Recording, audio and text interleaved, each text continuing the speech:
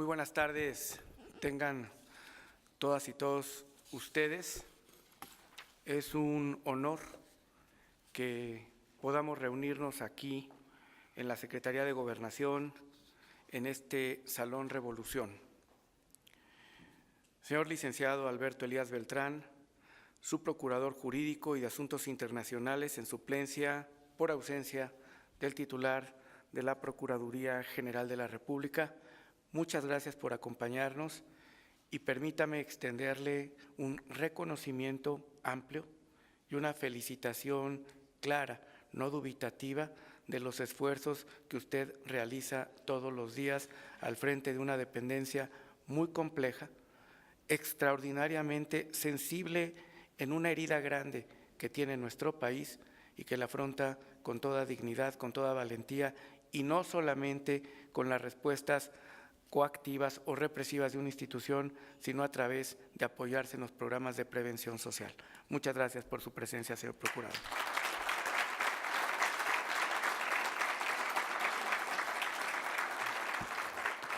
Señor doctor José Narro Robles, secretario de Salud, bienvenido a esta su casa, donde los que trabajan en esta secretaría saben exactamente que es prácticamente literal decir que es su casa. Aquí se vive con mucha intensidad y aquí los días parecen semanas y las semanas meses y los meses años. Aquí se trabaja con un gran nivel de estrés que daña estrictamente a la salud emocional y que si usted quisiera promover algún convenio post-trauma para los que salen de esta dependencia, se lo agradeceríamos muchísimo. Haciendo uso de ese derecho de réplica, sí convivimos y trabajamos juntos hace 24 años de forma muy intensa, en un momento del país muy complejo que cambió a México, y haciendo uso de ese derecho de réplica, nuestra amistad y relación data de un poco más de tiempo, que son casi ya 35 años. Hace algunos años, siendo usted todavía rector, permítanme contarles esta anécdota que describe claramente la personalidad de un gran mexicano, que es el doctor Narro. Hace algunos años, cuando él terminaba su rectorado prácticamente, me invitaron como secretario del Trabajo a dar una plática, a tener una reunión con todos los sindicatos de universidades de América Latina, y tuve la osadía, su obra tuvo la osadía, señor creador, de decir que yo conocía al doctor Narro desde hacía más de 30 años y que, como podían ver, yo era entonces un niño y él ya era toda una leyenda. Y resulta que el doctor Narro, yo poco precavido, no sabía que él cerraba la reunión, tomó la palabra y me dijo: ¿sabe usted, señor secretario Navarrete, sí nos conocemos hace muchos años, hace 30 años, pero me recuerda al maestro O'Gorman que decía: sexo fuerte, sexo débil, ni tan débil. Sexo fuerte, ni tan sexo. Así que ni usted tan leyenda, ni usted tan niño, ni yo tan leyenda. Cosa que es absolutamente cierta. Gracias por estar aquí, de verdad en su casa. Maestra Marta Patricia Herrera González, directora corporativa de Responsabilidad Social y Desarrollo Comunitario de CEMEX. Licenciado Raúl Sergio Salinas Tijerina, director de Cumplimiento Global de CEMEX. Licenciado Alberto Palomino Garza, director de Administración y Operaciones de Sinergia Deportiva. Muchas gracias por sus palabras. Maestra Sara Irene Herrerías Guerra, su procuradora de Derechos Humanos, Prevención del Delito y Servicios a la Comunidad de la PGR. Doctor José Luis Stein Velasco, subsecretario de Prevención y Participación Ciudadana y un amigo muy querido, el doctor Manuel Mondragón y Calv, que es comisionado nacional contra las adicciones y que da todos los días una extraordinaria batalla, literalmente batalla, por demostrar que la razón, porque se tiene, médica, moral, legal, está en la posición de prohibición de los narcóticos ilegales en México porque dañan a la salud.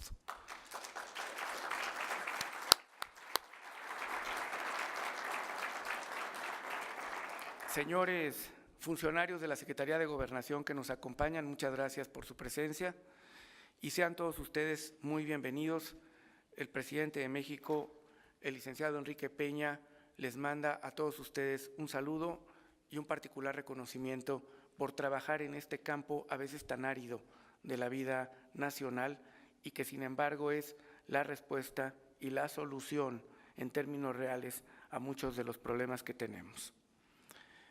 Hoy nos ha convocado la firma de un convenio. En un convenio se establecen propósitos, se establecen metas y se establecen compromisos.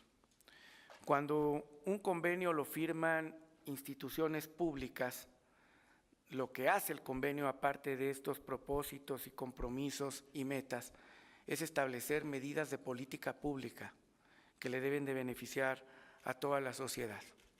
¿Y por qué es importante este convenio?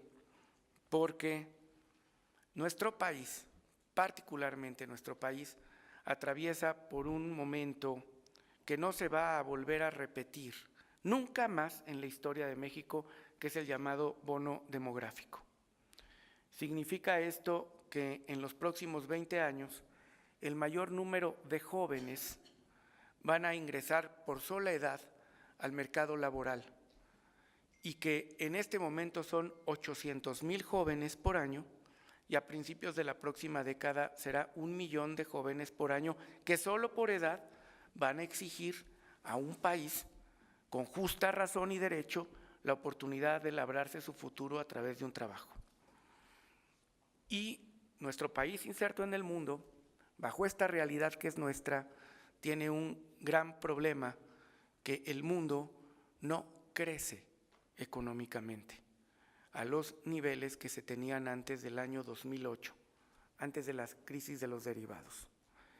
De hecho, el año pasado menos, el antepasado más, han sido los peores años de crecimiento económico de conjunto de los que se registran desde aquella crisis iniciada en 2008, lo que se traduce, en palabras claras, en una crisis de empleos. No hay empleos suficientes para poder atender a la población que reclama un empleo en el mundo. El cálculo de la OIT va en que los próximos 5 años el número de desempleados que hay en el mundo va a aumentar entre 5 y 50 millones de personas que en este momento tienen un empleo y no lo van a tener.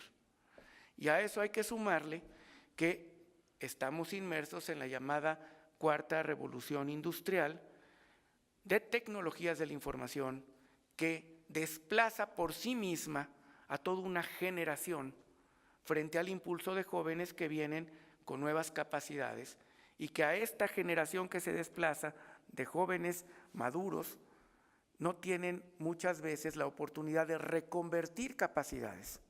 En nuestro país, con esta condición de bono demográfico, la circunstancia se vuelve mucho más compleja. Si nuestro país, además, ha crecido en promedio en los últimos 25 años, en promedio 2 puntos porcentuales de crecimiento económico por año, y cada punto porcentual en promedio también en nuestro país significa 200,000 empleos, hace que en los últimos 25 años el país por crecimiento económico solamente genere 400,000 puestos de trabajo por año, frente a 800,000 jóvenes que en este bono demográfico van a ingresar al mercado laboral cada año. 2% puede ser mucho o poco. Si el 2% lo trasladáramos a Europa, es muchísimo, Con un 2% promedio, Europa en una década estaría haciendo fiestas nacionales. No había Brexit, no habría nacionalismos, no habría secesionismos, habría una condición distinta, no habría esa migración con rostro de niño y de mujer que este mundo de hoy tan dramáticamente nos muestra. Si ese 2% lo tradujéramos a nuestros países hermanos latinoamericanos, igual. Ahí ha habido decrecimiento económico consistente que se traduce en crisis social. Pero para nosotros como país, el 2% en promedio es absolutamente insuficiente para poderle dar trabajo, que es el mínimo que se requiere para que una persona tenga expectativa de forjar su historia de éxito o no y un destino de vida para él y para su familia. En la paradoja que estamos en el país más educado de la historia de México, no hablo de calidad educativa, sino de la cantidad de mexicanos que terminan la educación básica, la educación obligatoria, la educación media y que accesan a educación superior. Dentro de los muchos riesgos que hay, muchos en este panorama, uno de ellos grave es el tema de las adicciones, porque hay incentivos estructurales para que esto ocurra y una desinformación absoluta sobre el propio tema, de salidas fáciles y sobre todo de que disminuirían problemas colaterales como la posible violencia. La forma de atender este problema, y solamente les haría esta reflexión, si alguien quisiera analizar la razón de fondo de por qué eran importantes las reformas estructurales que se iniciaron en este sexenio, ¿qué hay detrás? Solamente a través de esta lupa, de este tema, de jóvenes de 800,000 o 1 millón, con un país que crece al 2%, tendríamos la respuesta. O cambiamos de fondo el perfil del país para que crezca a todo su potencial, o administramos un problema que sigue generando desilusión y desesperanza en nuestros jóvenes sin futuro. Volviendo al tema, en este complejo panorama, la respuesta no es ni va a poder ser únicamente represiva sobre aquellos que cometen delitos y esos delitos hacen que merezcan enfrentar un proceso penal. Esa respuesta no va a dar salida a un problema que va mucho más allá de la pura capacidad institucional en esa vertiente. Los estados nacionales, y México no es la excepción, tienen muchas otras herramientas, pero muchas otras, para poderle hacer frente a sus grandes problemas sociales. De instituciones muy sólidas, muy eficaces, que se han construido con mucho esfuerzo de mexicanos a través de generaciones. Una de ellas, como institución, es nuestro Sistema Nacional de Salud, la forma en que trabaja, se integra y funciona. Otra de ellas es cómo se hace sinergia, la unión de diferentes partes para mover algo en función de lo que puede aportar el gobierno y lo que pueden aportar organizaciones sociales que siguen siendo instituciones sociales, no de gobierno, pero son instituciones sociales. El tema de las adicciones o de la violencia solamente se va a poder resolver con prevención social de la delincuencia y la violencia, particularmente en la vertiente de adicciones. Los datos no dejan lugar a dudas. En la encuesta de mexicanos de 12 a 29 años, el 50% de estos mexicanos jóvenes han probado bebidas alcohólicas y lo hacen muchos de ellos de manera consuetudinaria. El 25% tabaco, el 8% drogas ilegales y el 6% actos de vandalismo. el 23% de delitos que se cometen estando una víctima presente, el infractor los comete bajo el influjo de alcohol o una sustancia prohibida. Y estos datos, que son reveladores, no son exactos. Seguramente la realidad es un poco más grande y más profunda porque tenemos algunas deficiencias en la captación de la información para poder tener una muestra confiable. Esta es una forma de intervención trascendente, importante socialmente, que fortalece las instituciones y las estructuras sociales de nuestro país. Modelos de atención de 8 a 16 años, talleres, pláticas, prácticas, a través de una de las vertientes importantes, que es el deporte. El deporte es la mejor sinergia de forjar disciplina, trabajo, constancia y orientar hacia fines específicos que al fin de la vida resultan productivos y positivos en la trayectoria de vida y en esta formación de historias de éxito. Eso es política pública. Eso es el propósito que anima la firma de un convenio y por eso la importancia de reunirnos aquí hoy. Y por eso el agradecimiento no dubitativo con respecto a quienes participan en este tipo de programas y de esfuerzos.